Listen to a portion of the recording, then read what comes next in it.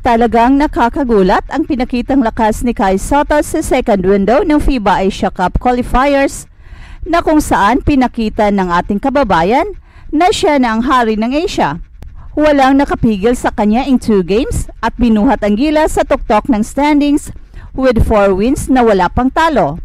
Tinalo ng Gilas ang New Zealand, ang second best team ng FIBA Asia Zone na pang 22nd rank sa buong mundo. At hindi lang yan, pinaiyak pa ang NBL MVP at scoring champion ng New Zealand na si Corey Webster. So kumusta mga Kai Sotto fans?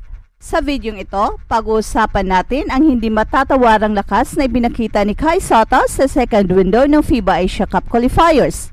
Sa 2 laro, binuhat ni Kai ang Gilas Pilipinas sa taas ng standings na may malinis na record 4 wins, 0 losses. Ngunit ang highlight ng kampanyang ito ay ang pagkapanalo natin laban ng New Zealand, ang pangalawang pinakamalakas na koponan sa Asia-Oceania region at ika-22nd sa buong mundo.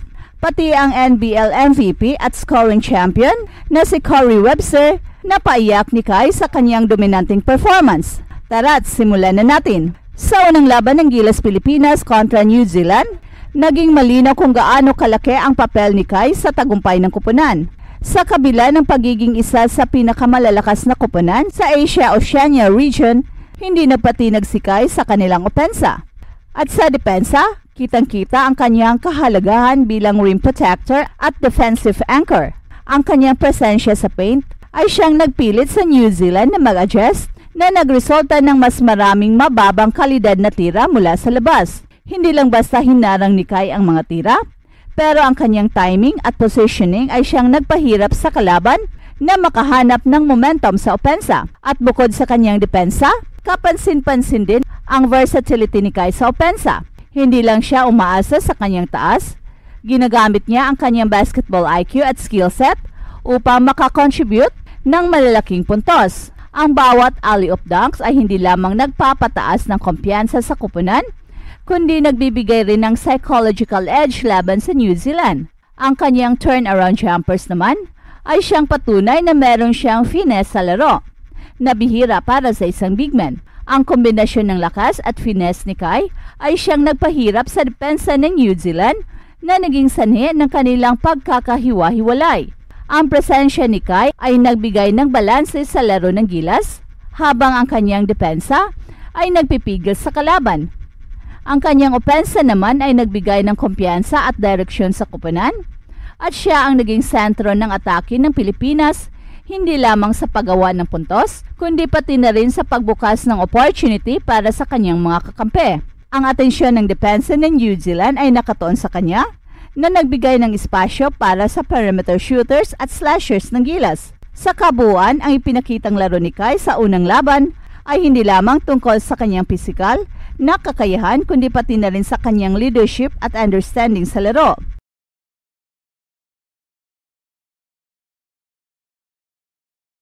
Pinakita niya na kaya niyang maging dominante laban sa world-class competition at siya ang tipo ng player na maaring maging pundasyon ng Gilas sa mga susunod na laban. Sa kanyang depensa, opensa at overall presence, malinaw na siya ang naging X-factor sa panalo ng Gilas laban ng New Zealand. Isang play na nagpaiyak sa mga fans ng Tall Blacks ay ang monster block ni Kai sa New Zealand player.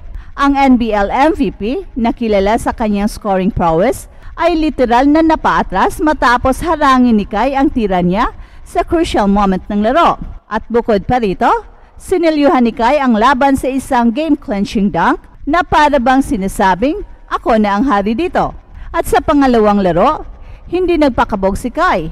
Kahit na mas bababa ang ranking ng Hong Kong kumpara sa New Zealand, hindi ito naging dahilan para mag-relax ang Gilas. Well, sa katunayan, ginamit ni Kai ang laban na to upang ipakita ang kanyang versatility. Nakita natin ang kanyang abilidad na mag-distribute ng bola, mag-set up ng plays, at mga lampag ng rebounds. Well, hindi lang siya scorer, isa rin siyang leader sa loob ng court. So bakit nga bang sinasabi nating si Kai ang bagong hari ng Asia? Well, simple lang. Ang kanyang pinakitang laro sa second window ng FIBA Asia Cup qualifiers ay higit pa sa inaasahan ng marami. Hindi lang siya nakilala dahil sa kanyang tangkad na 7'3", kundi dahil sa kompletong aspeto ng kanyang basketball skills.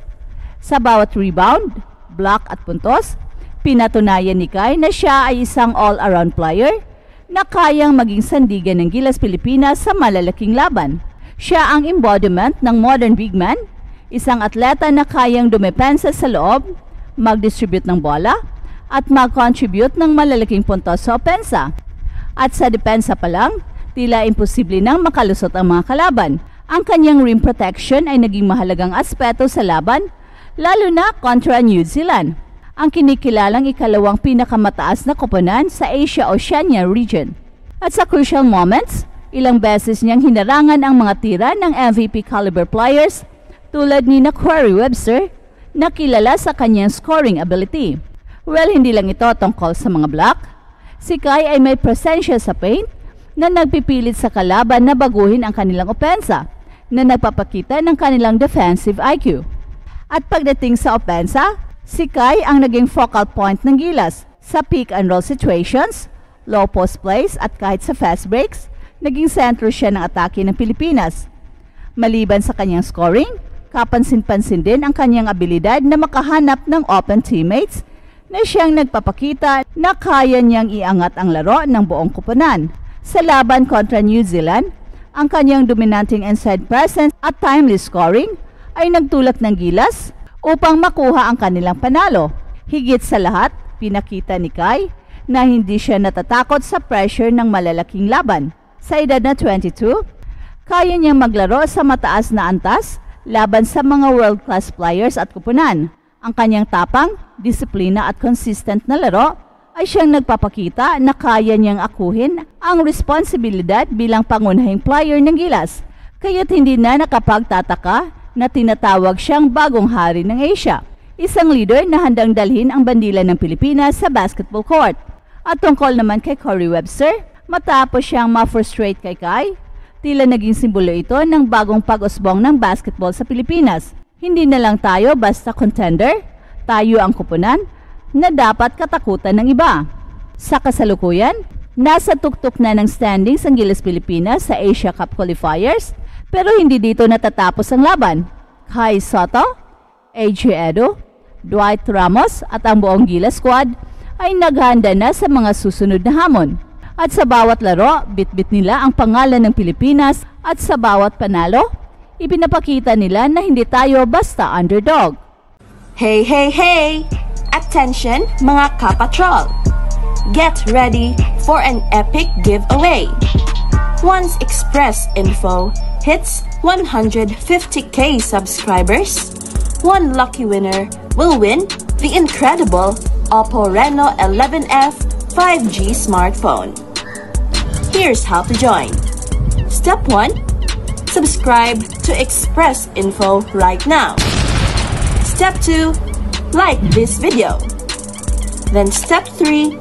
Comment anything good and positive about our idol Kai Sotto. Super easy. Just subscribe, like, and comment.